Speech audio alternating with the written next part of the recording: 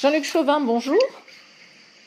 Bonjour Elsa. Je suis ravie de vous accueillir au micro de Radio JM. Vous étiez hier matin en réunion avec le préfet de région bien sûr. Vous vouliez le voir parce que c'est une situation absolument exceptionnelle qui se présente aujourd'hui pour les entreprises de notre territoire.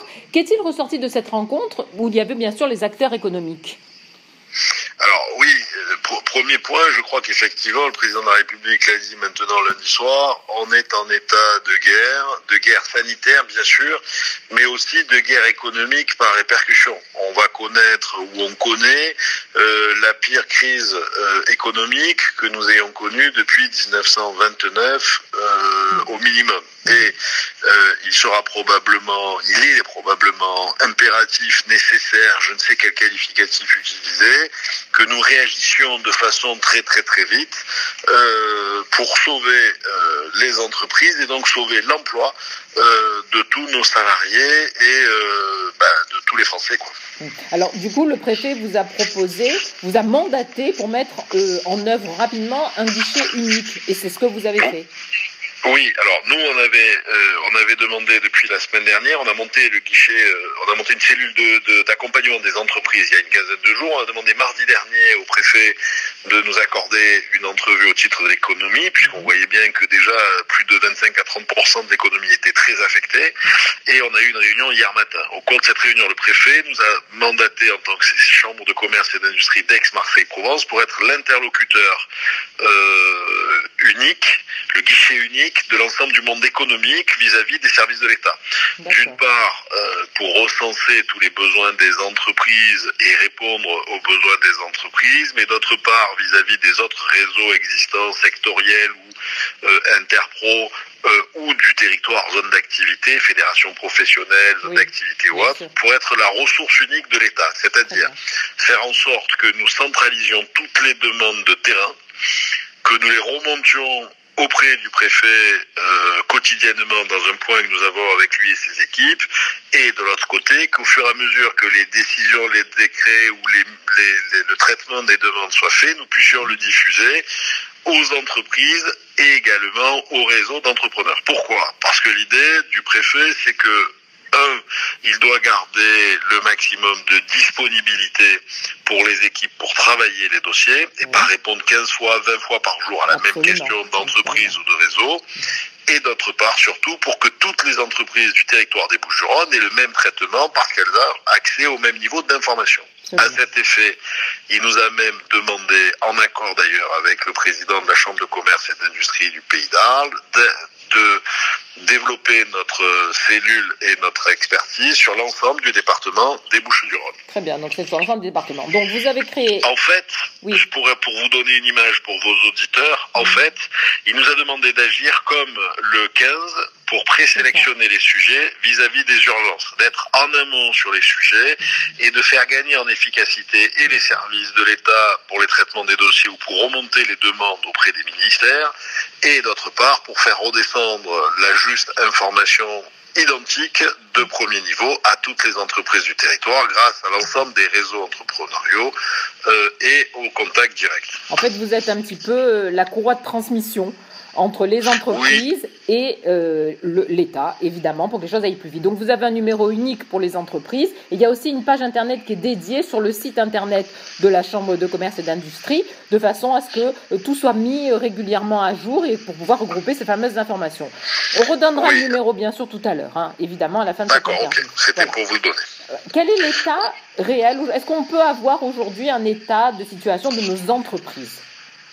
Alors, c'est compliqué parce que ça évolue de jour en jour. Il y a une semaine, au bout de la première semaine de mise en place de la cellule de crise, les principales entreprises impactées étaient les entreprises du tourisme, les entreprises donc du transport de voyageurs, donc les autocaristes, les entreprises... C'était les premiers impactés. C'était les premiers impactés. Mais depuis quelques jours, il y a une accélération des événements qui impactent de plus en plus. Le fait d'avoir d'avoir pris la décision jeudi dernier de fermer les écoles pour lundi a entraîné une première vague. Le fait samedi d'avoir fermé les commerces, une deuxième vague, et depuis lundi soir maintenant l'annonce du confinement depuis hier midi, a touché une troisième phase. Bon, aujourd'hui, on peut estimer que c'est 70% à peu près à 75% de l'économie qui est bloquée. Paralysée, absolument. Ouais. Quelles sont les questions majeures qui reviennent? Est-ce qu'il y a vraiment des préoccupations majeures qui se dégagent?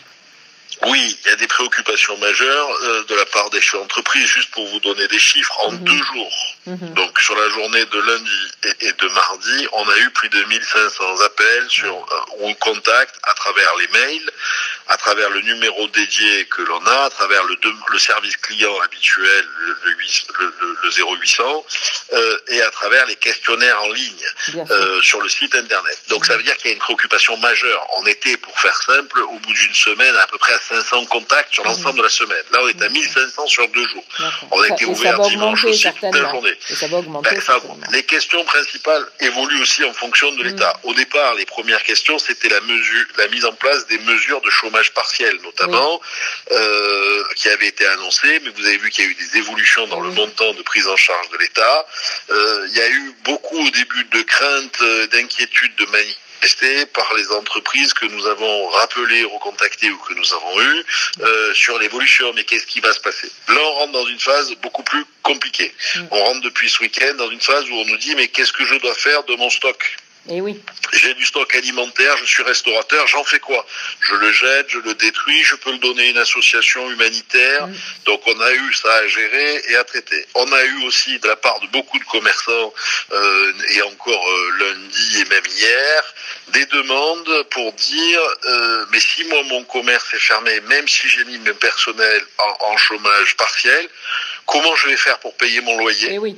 Comment je vais faire pour vivre moi? Parce que j'ai plus de revenus. Et donc, dès lundi, on a eu des réponses lundi soir. Dès lundi, on a demandé au préfet de faire remonter ces sujets, et notamment celui des loyers, et on a eu des réponses en partie lundi soir. On attend les décrets à l'heure où je vous parle. On en aura probablement d'ici la fin de la semaine. Voilà. De la même façon, dès lundi, le sujet des salariés indépendants, ou des travailleurs non salariés, ou des commerçants, ou des gérants de sociétés SARL ou autres majoritaires, ou des mandataires sociaux de forme de SAS par exemple ou de SA qui ne sont pas considérés comme salariés, c'est posé. Comment vont-ils être indemnisés? On a eu une réponse de la part de la ministre du Travail, puisque on attend pour normalement ce soir un décret qui mettra en place un certain nombre de dispositifs. Voilà. Donc on avance la main dans la main en fonction des questions qu'on évoque, on fait remonter les préoccupations et on a des réponses qui viennent nous rejoindre. Les choses se font au fur et à mesure. Mardi matin, c'est ça. Depuis mardi matin, le principal des demandes concerne 2 sujets. La nature des commerces ou des entreprises qui peuvent être considérées comme restant ouvertes ou pas.